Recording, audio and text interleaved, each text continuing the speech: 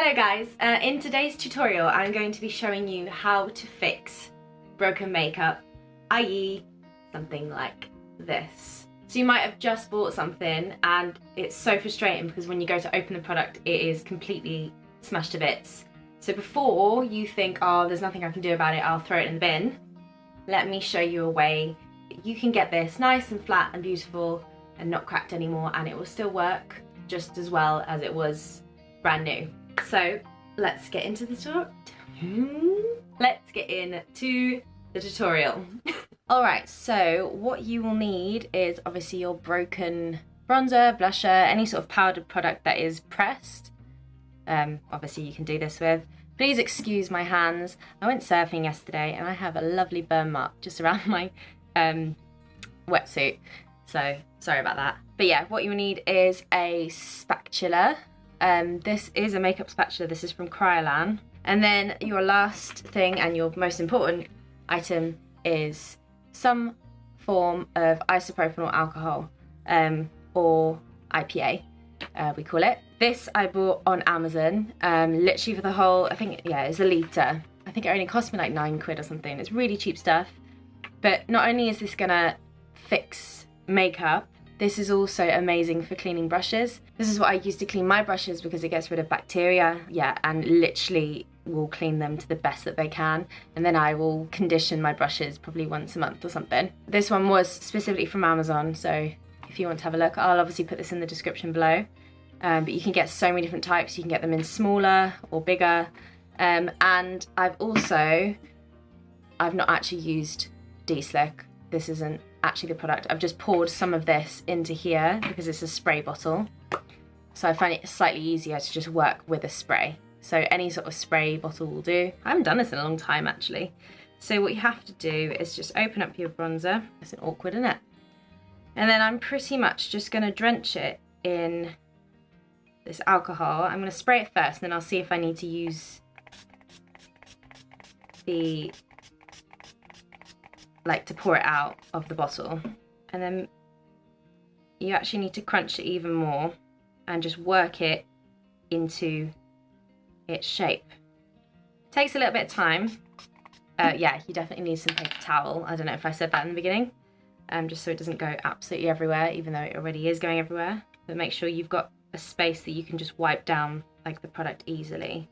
I think I will actually pour it in. Just be careful with this though, because this stuff is really, really toxic. And you can just pour it all over the side of your table as well if you want to. I've just had to put more paper on the side because I'm making an absolute mess. I've just managed to pour it everywhere. Right, so now it's becoming a bit like a paste, so I can really work it in. And you know, you can always add a bit more in if you don't think it's wet enough. It does look a bit messy at first, but you do clean it up at the end, so.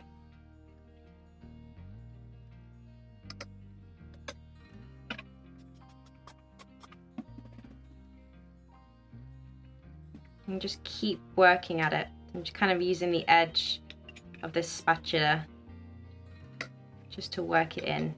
Obviously, if your product had a really pretty design on it when you bought it, obviously you're not going to get that back.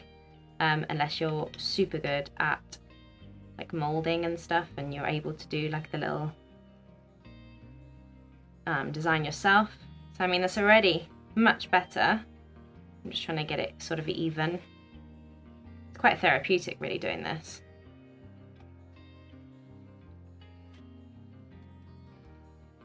Okay, then what you want to do is you can get a bit of more kitchen towel and you can actually just press inside.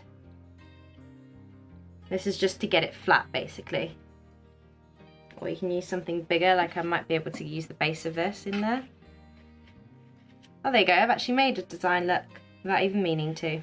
But yeah, if you want you can get some plain tissue.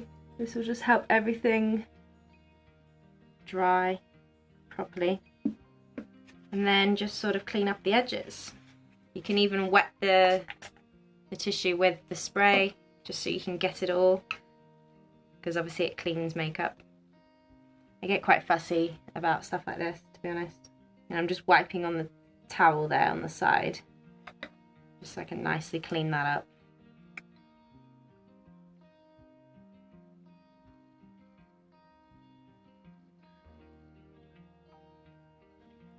think I prefer doing it without pressing into it. But it's personal preference really. Don't know if I really want that design on there. I'm just going to spray over it one more time just to make sure it's all moulded in together, just so that there's no cracks. But that is literally it. So you just pour in your solution, you give it a little mould, you can press into it if you want to give it a pattern, or if you want to just lay it out flatter. It would be good if you got a glass that's like the same shape as the you know, as the palette itself. But I quite like just going over with the spatula and just pressing into it, just making sure everything is not going to cause any cracks or anything. And I'd just let that dry overnight, probably. Maybe take a day. You'll see when it dry anyway. It will start showing in colour, because obviously it gets darker as it's wetter, so it will get a bit lighter. And then hopefully no cracks have formed or anything. If there is a few cracks, you can just again spray it over and then press it down a little bit further just to make sure it's all okay. But yeah, I will show you the finished result when it's dry and just see how it applies basically. Hi guys, so I'm coming back to the powder now. I've actually given it 2 days to dry. I think it dried in the 1 day, but I just wanted to give it that extra one just to make sure it was all completely dry right down to the base. And this is what it looks like now. So obviously it's not going to be as perfect as, you know, its original state, but it is pressed back, you know, nothing's falling out of it, which is great, and it will work as a bronzer. This is just an Olivia Hale bronzer, by the way. And I'll just pop some on now just to show you. Ta-da! It's actually a really nice bronzer. So yeah, that's how it applies. It applied perfectly normal. If you ever do drop a product, just remember that you can actually fix it. And it really easily as well, and it's super affordable to get this. Obviously you don't need a massive bottle like this, it's huge.